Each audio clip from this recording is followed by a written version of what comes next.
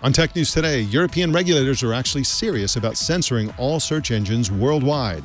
Plus, the fastest growing social network isn't even a social network.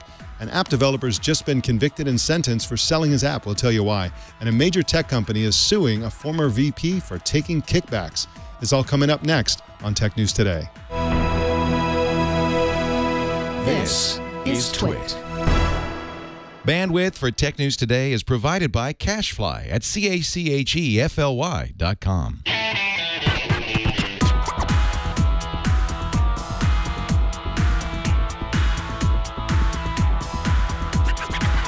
This is Tech News Today for Wednesday, November 26th, 2014. This episode is brought to you by SmartThings. SmartThings lets you control and monitor your home from anywhere in the world using your smartphone. To get started, visit smartthings.com/twit, and you'll save 10% off any home security or solution kit when you use the code TWIT10 at checkout. And by Squarespace, the all-in-one platform that makes it fast and easy to create your own professional website or online portfolio. Now introducing Squarespace 7 with even better site management tools and other improvements. For a free 2-week trial and 10% off, go to squarespace.com and use the offer code TNT.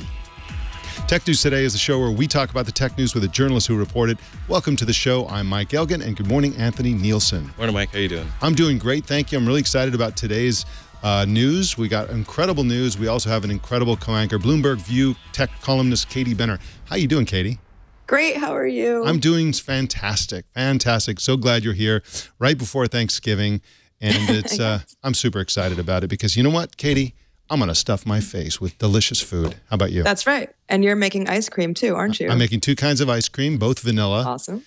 And they're both recipes created by my wife, but I'll take all the credit because I'm going to plug in the machine and it's going to go, and so I'll take all the credit for it. It's going to be delicious. Perfect. That just sounds like a perfect holiday. It certainly will be. So let's jump into the news so we can get on to our holiday. Privacy regulators in the European Union agreed to a new set of guidelines that would apply to the EU's right to be forgotten censorship to all versions of Google worldwide. The rules would apply to other search engines as well. They also called for censoring the search engine company's own communication, placing a gag order on them and preventing them from notifying the sites that have been affected by this EU censorship as a matter of course. Katie Benner, this is quite a curious and confusing thing to me, simply because it's just so fraught with weirdness and inconsistency with what I understand Europe to be all about. What do you make of all this? Is kind of an ongoing story. This has essentially been elevated. Initially, the request for the right to be forgotten to be applied to search engines outside the U.S. was a French thing. Now it's being escalated up to an EU. It looks like they're serious about this. Right. I think putting aside the right to be forgotten, the specifics of right to be forgotten, it's clear that countries in Europe are actually probably more concerned with Google's power than with specific company practices, and they're trying to find ways to curb Google's power. And this is very reminiscent of battles fought in Europe with other companies like Microsoft as well. You know, the idea of a monopoly is anathema in Europe in a way that it's not in the U.S. And it's a monopoly in Europe almost exclusively. Outside of Europe, Google doesn't have the 90+% market share, and the reason it's a monopoly in Europe is Europeans love it. They choose it over all the other options, and they've made it. Europe is not the government, not the politicians, not the tech companies. Europe is the people of Europe, and the people of Europe have chosen Google to be their favorite search engine. And so this is one of the many confusing things about this. Now, in the United States, there have been 4 court cases that have established search engine results as constitutionally protected speech. And in Europe, they don't consider this speech. They have, of course, a strong tradition of protecting free speech in Europe, which is precisely why they're not censoring the source of the information. So let's just review what the right to be forgotten is all about. If somebody's name can be used as a search engine, you know, Mike Elgan, put it into Google, do a search, and it comes up with a list of results. If some of those results contain information that the subject considers to be inaccurate or no longer valid or problematic in some specific list of ways, they can petition Google or any other search engine to have that result not happen when the name is entered as a search query. And then the search engine company, Google or others, can decide, yes, this meets the criteria. No, this doesn't meet the criteria. There are going to be variations between the search engines. Another weird thing about this, it's up to the search engines. And then essentially the search engine is made inaccurate. It's made, it's been compromised now as in terms of what you'd expect. You expect that if you search for my name, you get a list of the articles and things where I've been mentioned, that I've written, and so on. And of course, that expectation will not be met. So that is a confusing thing about it. And let me put it in one more perspective, and I'll ask you, Katie Benner, if you can explain this. Okay, so I live near Silicon Valley. Right down the road is Google. They are a California company, and they want to have accurate search results. I want to use a search engine that has accurate search engine results. Why does Europe think that it can stand between me and that company down the road? They're on the other side of the world. I mean, why do they think they can censor worldwide? Well, again, I don't know that anybody believes that that will actually be the outcome in the end. But as you mentioned before, Google has this amazing monopoly. So if there's something about the search engine results that feels inaccurate or no longer worthwhile or valid, maybe the people of Europe will choose a different search engine, and that would create some competition. So that's sort of an artificial way to make it. And then also, it's sort of like how they also want Google to follow the rules of the right to be forgotten, but then also not alert publications and people that this has happened. The argument being, well, this would then nothing would be forgotten. It's like saying, okay, we've taken Mike Elgan out of the search results, but we're telling you we took Mike Elgan out of the search results, so you can still know he's there and still try to find out more information about him. It's a very slippery slope. So I don't think any of this will actually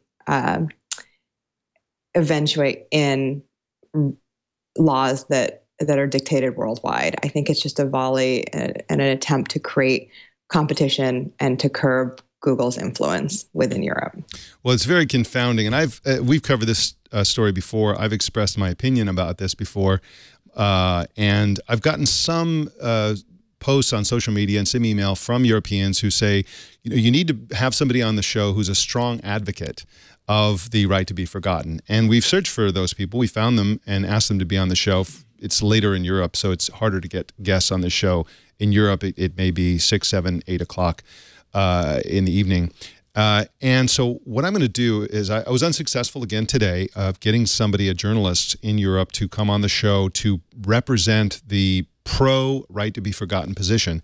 And so I'm going to ask you, European fans, I know there are thousands and thousands of you out there, if you believe in the right to be forgotten, you advocate this, you support this idea, can you send us an email to tnt@twit.tv and explain it, to make the case for this, and we will read your email on the show because I'm really curious what the defense is because it seems to me indefensible. But please, I know there's another side, so please send that to us and we'll take it from there.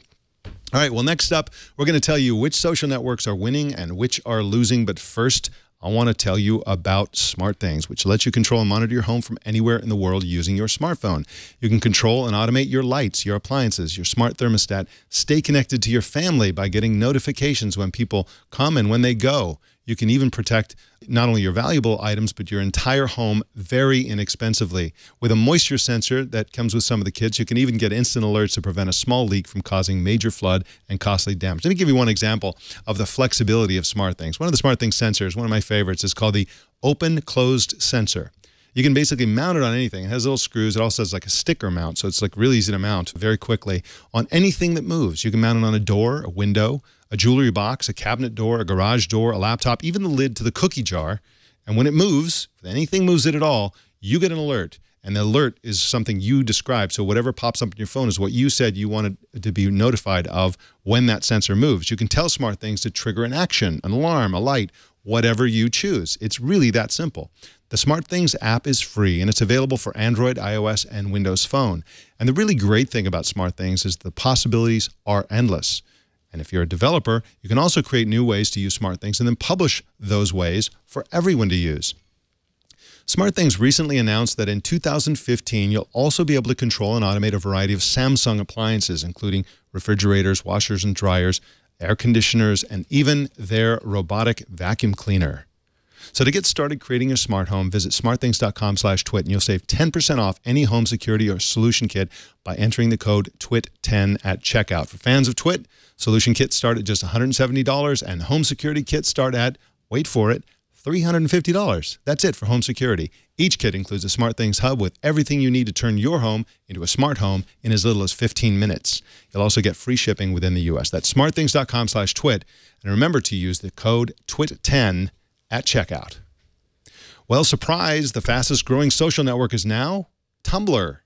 The social blogging platform's active user base grew by 120% in the last 6 months, according to a new report by the Global Web Index. Compare that to Facebook, which grew by just 2% in the same period. Facebook, of course, is still by far the biggest social network with 1.35 billion active monthly users. And Snapchat is the fastest growing social app, which is up 56% this year. Katie Benner, this is kind of interesting, and here's what's most interesting about this to me. The fastest growing social network and the fastest growing social app, neither one of those are social networks. One is a social blogging platform, essentially, and the other one is a messaging platform. Is social networks are sort of going out of fashion, you think? Or the term is changing. I mean, Facebook recognizes that. They bought WhatsApp. They understand that certainly now just posting photos on a wall isn't really satisfying for people as much as interacting, messaging, sharing, and being more interactive. You know, they purchased they've purchased messaging, and they see a world where this is becoming more and more important. So to your point, yes, people have to go beyond just the basic social network if they want to capture a larger global audience. Overall member growth, meaning the number of actual new members, was dominated by Pinterest, which is number one, 57%. That's yet another surprise. Visitation rates, how often people come back to the site. YouTube was number one with 85% of online adults visiting it each month. That's less of a surprise. Everybody uses YouTube, I think. Instagram, LinkedIn, Twitter, and YouTube, and Google Plus all grew faster than Facebook. So Facebook is really not growing that fast. Of course, that's one of the reasons why they're coming out, you know, they're buying and trying to create all these other social platforms to capture the users when they leave to go to another Facebook app. And Facebook has twice as many active users as Twitter, YouTube, and Google Plus, which is not surprising at all. People who use Facebook are extremely active on Facebook and always have been. But anyway, it's an interesting snapshot of the slowly changing world of social networks. Katie Benner, I'm curious, what are your favorite social networks? See, I'm a Twitter user, but that's because I'm a journalist. And journalists are notoriously addicted to Twitter, which makes it, I think, really hard for us to be objective when we talk about the company because we like it so much. But what I found interesting, too, about the Facebook numbers is that it speaks to the almost like the paradox of success for something like a social network. The bigger you get, the harder it is to grow. But the more influential you become because you know, the network effect is that nobody's going to leave. So in this case, I don't know that growth can really be correlated with success because especially if you look at something like Pinterest, they're growing really fast, but it's because they're growing from a much smaller base. So, you know, it's like saying, well, if we only have 5 users and that quadruples every year, it's a huge growth number, but, you know, really, what do you have? Yeah, it's a great point. Well, a Dutch citizen named Hamid Akbar pled guilty to selling the Stealth Genie mobile phone spyware app, and yesterday was fined $500,000. After being installed on an iOS, Android, or BlackBerry smartphone, Stealth Genie could invisibly record calls, texts, photos, emails, and other data. Akbar, who was the chief executive of the company that made Stealth Genie, allegedly sold a copy to an undercover agent in 2012. The FBI nabbed him, and he confessed. He was also ordered to forfeit the source code to the government. It was the first ever criminal conviction for selling a mobile device spyware app. And Katie Bennett, this is really interesting because he basically didn't know that it was illegal. At least that was part of his defense. The defense didn't work. Matt Zapotosky is a reporter for the Washington Post and joins us now. Welcome to you, Matt. Thanks for having me. Now, can you tell us a bit more about what this app could do and how it worked? Yeah, well, you had to have sort of physical control of the phone to install the app. And what the feds alleged was sort of that people used this to track suspected cheating spouses. So you would take your spouse's phone, install the app, and then it would operate sort of in secret, in background mode, I think they called it. And it could do a lot of different things. You sort of had access to the person's calendar, to their web browsing history. You could sort of activate it and listen to sort of ambient sounds around them. You could record phone calls and listen to them later. So really all these surveillance functions that normally you think about law enforcement doing, this app would allow you to do if you got a hold of someone's phone and installed it. You know, and how was it that the U.S. government was able to prosecute him? Because isn't he Dutch? Yeah, I mean, the charge is he sort of pleaded guilty to sale and advertising of an interception device. It's a very weird charge. Sort of the even weirder part about the charge to me was he asked a lawyer, like, hey, am I in the clear? And the lawyer said, sure, you are. And in most cases, with most charges, that's defense. You get bad legal advice. That's defense. Your lawyer's in trouble. In this case, apparently it wasn't. He sort of violated U.S. law by selling this thing over here and advertising this thing over here. But then he came to Los Angeles and was nabbed on a business trip or something like that, I understand.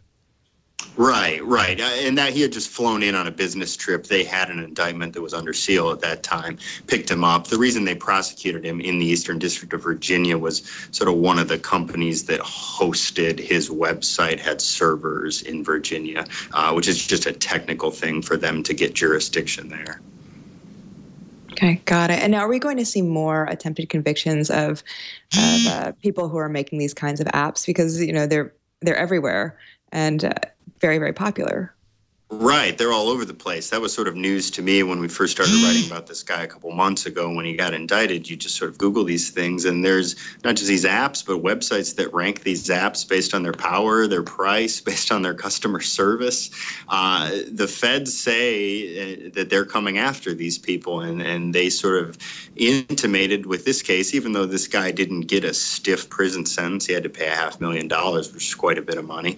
They say that these people should take notice that if you are on the wrong side of the law on this issue, if you're selling interception, selling a known interception device, like in this case, that they're coming after you. I expect we probably will see more cases like this. The judge in this case sort of said she expects she'll see more cases like this, and prosecutors sure in court that she probably will. Now, Matt, I was curious about something from your piece. You seemed to imply, or you said, that it was legal for, say, parents to track their children, or maybe for caregivers to track the elderly relatives without with their consent, I guess.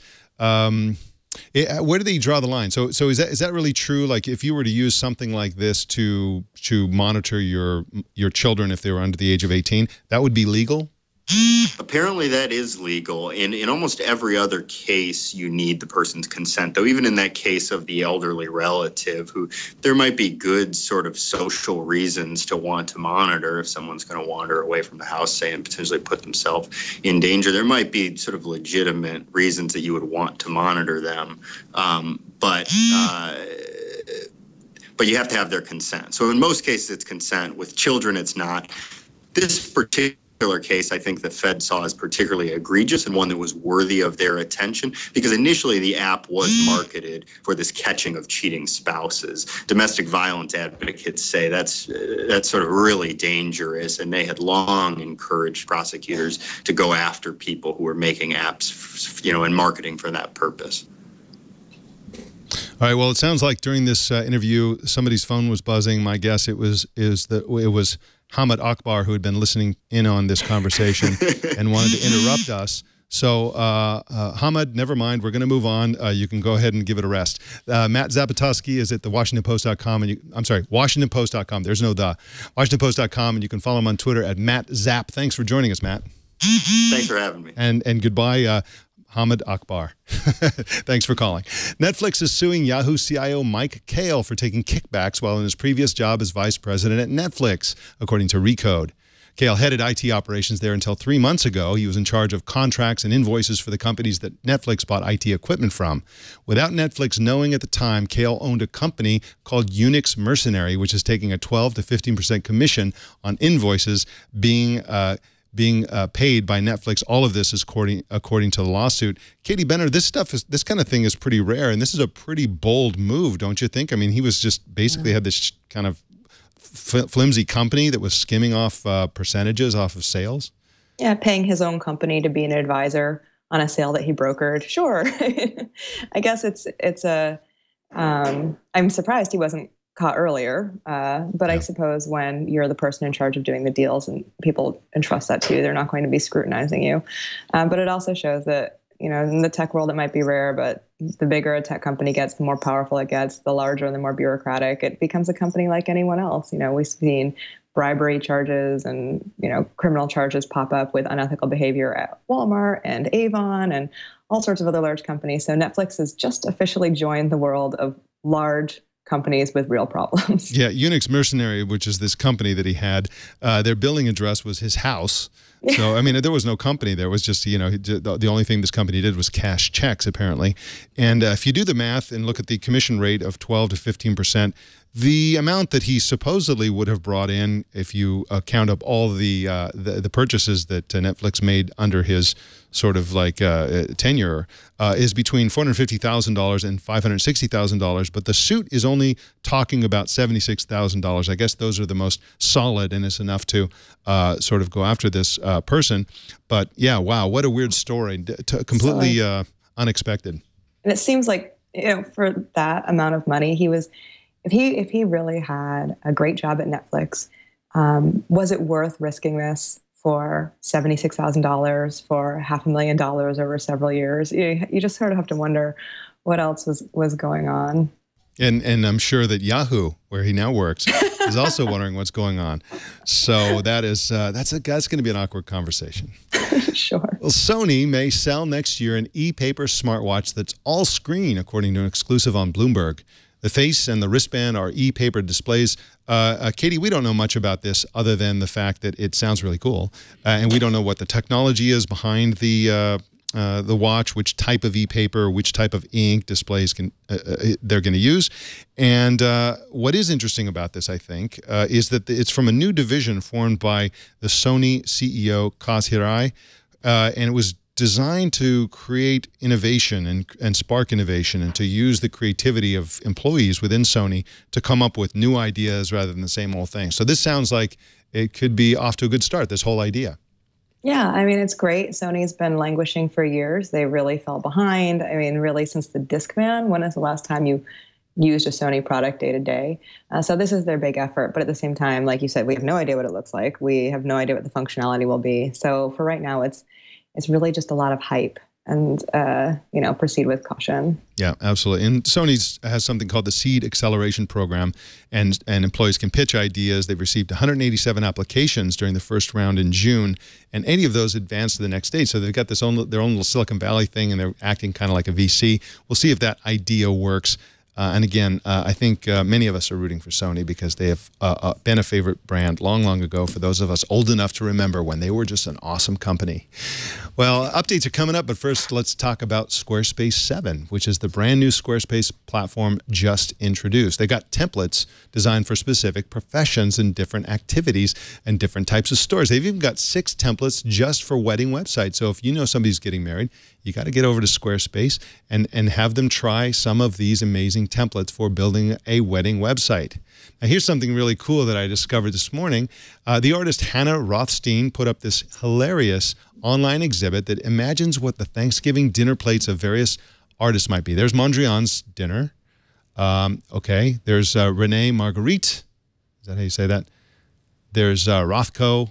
Not really that familiar with Rothko's work, but look at that. Vincent van Gogh. Wow. What a plate. If you're watching the video, you'll see that this is Pablo Picasso. It's a shattered plate with different foods on different shards of plates. And inevitably, Pollock. A big mess all over the plate. Well, very awesome. Well, this artist and many other artists use Squarespace to sell their art, their jewelry, whatever, and also to blog. And that's what Squarespace lets you do. You can be creative and do anything you want to do with your website. Artists and designers who are extremely picky about design love Squarespace because the template designs are so incredible. Developers love it too because their developer platform is now out of beta, and you can customize your site exactly as you wish. If you're a developer, you'll have the same access to the same platform that Squarespace itself uses for its own website, and you'll have complete control with that platform. And of course, e-commerce is available for all subscription plan levels, including the ability to accept donations, which is, of course, great if you're raising funds for whatever purpose at all. It's easy to use, incredibly fun to use, and if you want help, Squarespace has live chat and email support 24/7, and there are help articles and video workshops that will help you become a much better webmaster, and it's inexpensive. Just $8 a month is the starting price, and that includes a free domain name if you sign up for a year. And of course, they've got some great mobile apps, and the Note and Blog apps, if you're familiar with their list of apps, are now on Android. So if you are an Android mobile user, you're going to love these apps. Hosting is included. Squarespace takes care of the hosting, so you don't have to. Start a free 2-week trial with no credit card required and start building your new website. When you decide to sign up for Squarespace, make sure you use the offer code TNT, and that'll get you a 10% off. And to show your support for Tech News Today, to begin using Squarespace 7, of course, existing customers can just go to the Settings tab and activate all the new features. We thank Squarespace for their support of Tech News Today, and remember that a better web awaits, and it starts with your new Squarespace website. Well, Twitter is trying to buy Shots. What is Shots? It's a selfie photo sharing app, or social network, some have called it, backed by none other than Justin Bieber. The app has just over 3 million users, mostly women and girls under the age of 24. News of the talks was accidentally leaked by Twitter CFO Anthony Noto, who tweeted publicly what he thought apparently was a private DM. His tweet said, quote, "I still think we should buy them. He's on your schedule for December 15th or 16th. We need to sell to him. I have a plan," unquote. From there, CNBC found a source close to Shots that provided more information. Still, the report has not been confirmed by Twitter, so you can believe it or not. What do you think, Katie? Is this a brilliant acquisition, or is this just another one of these things that Twitter's going to buy and then strangle and kill like they did so many other acquisitions? How do you feel about Twitter's acquisitions? I can't tell. You know, so I was a big, what was that blogging platform that was so awesome a few years ago? You could like do all this kind of stuff. You could post by email, which of course, by the way, you can do on Squarespace as well now. But yeah, they made a lot of acquisitions just for the purpose of killing off these little bits of competition. In this case, I think a lot of people are doing selfies, so maybe they're integrated somehow. This one looks a little bit more Me Too. Like, well, we need to grow users, obviously, and we need to find something that people will use. And Facebook bought, they bought Instagram, and people love Instagram and it's photos, etc. So maybe we should buy something that's photos, etc. And who knows? The whole thing is so. There's just so much wonderful in this story, including the fact that it's great to see that Anthony Noto uses Twitter's product. Absolutely, not very well, but he uses it. Well, Amazon dropped the price of its Fire Phone from $499 to $199. Unlocked. Note that the $199 price is the original price for the phone with a 2-year contract. The phone was broadly criticized, including here on the Twit Network, for being wildly overpriced. What do you think? If they would have come out with this initially, Katie, at $199 unlocked, do you think it would have sold better? No. Is that horrible? Yeah. Probably not. I mean, look at what's happened with their Kindles, their tablets. They're fine. They do okay. But I don't think at the end of the day that Amazon's really proven itself to be a great hardware company. Yeah, I think you're absolutely right about that. They're really great at subsidizing things and losing money on things in order to get people to get this sort of essentially a cash register in their hands that they can use to buy things on Amazon.com. But they didn't do it in this case. Apparently, they were trying to be Apple, trying to be highly profitable with the hardware itself, and that's not really what Amazon is good at. But maybe maybe the next Fire Phone will be much better. They're reportedly not giving up on the idea. Well, we told you Monday about a European Parliament resolution that includes an option to break up Google into multiple companies. Now the New York Times is reporting that the author of that resolution, whose name is Andreas Schwab, works for the German law firm CMS Hasch Siegel. I'm probably munging that pronunciation. And he's apparently, and that law firm, by the way, represents some of the German publishing companies that are so vexed about Google. A disclosure filing shows that he earns between $15,000 to $75,000 annually from the law firm. While ties like this are illegal in the United States, they're not illegal in Europe, although European law does require that they are disclosed, and they have been disclosed in this case. Schwab claims that his resolution is based on neutral assessment of the facts and not on the interest of his law firm's clients. The non-binding resolution comes up for a vote on Well, tomorrow, on Thursday, tomorrow. So Katie Benner, of course, this has no chance of having success. They are not going to break up Google. It's all very weird. Do you think that this is above board? Does this sound like a conflict of interest to you, or is it just a coincidence he happens to work for the the law firm that represents some of these publishing companies? Yeah, it really reminded me so much of banking and finance, where you have under one umbrella, people who are rating stocks and traders who are recommending them or not recommending them, maybe with or without knowledge of what's happening in the analyst department. I mean, everyone says they have a Chinese wall. I almost never believe that those things work. I'm sure it's almost impossible for the interests of your organization not to influence individuals. So, maybe it's not illegal, but I cannot believe that there's no influence and there's no interest here. And you've been specializing in covering the financial services industries and related industries for quite a while, right? So you've seen a lot of this kind of thing. Yeah, exactly. And so they say it's not illegal, and that's just fine. And so that's the letter of the law, and people stand by it. All right. Well, Facebook is getting serious about artificial intelligence. The company announced yesterday the hiring of Vladimir Vapnik, who's known as the father of statistical learning theory and the co-inventor of the support vector machine method, whatever the heck that is. In other news, Google's Chromecast is great, but it doesn't have a remote control. So one Chromecast user named Jeff Bauer built one. He revealed his creation on a Google Plus post yesterday. His remote uses Raspberry Pi, a Python script to control a Chromecast device, and a single button to pause and resume media playback, which is very cool. He should sort of kickstart that. Katie, do you think that makes sense to have a remote control for Chromecast? I mean, it's kind of like you've got your mobile device right there controlling it already. Do you need a remote control? I think you're underestimating how little people like to move, Mike. So there's that. And also point. It's fun to invent things. And right now, the maker movement makes it very easy. Things are pretty inexpensive. Software and software is available. So it's probably a fun project. But also, I don't think you should ever underestimate how little we want to put forth any effort to do anything. Sage advice. Our TNT fan of the day is Joe Nardi in Elmore Park near Chicago, who said he did a sleep study recently, and the only way he could relax was to fall asleep listening to the sounds of TNT. Thanks, Joe Nardi. I think. Glad to help you sleep. This is Joe's third fan of the day pick on the show. He always comes up with some pretty wild ones, and we appreciate it. If you've already submitted or posted fan of the day pictures, post some more. We like to see them. There's we can't have too many. Just record a video. You can take a picture, and you can do it of yourself, your setup, whatever it is that illustrates yourself watching and enjoying Tech News Today. Post it on Google+, Twitter, or Facebook. Use the hashtag HowIWatchTNT, and we will find it. And that is the Tech News Today. Katie Benner, thank you so much for joining us today. And as always, I want to know what you're working on these days, because Bloomberg View is an awesome site, basically, and you are an awesome columnist. So what are you working on these days? Thanks so much. It feels like it's all Uber all the time. We should just rename the site, Uber Watch. Yeah. So there's that, and then a couple of other features coming up. All right. Well, wonderful. Well, thank you so much. We will see you hopefully next Wednesday. Try to drag you back onto the show to co-anchor with us again on Wednesday. Thanks again for joining us.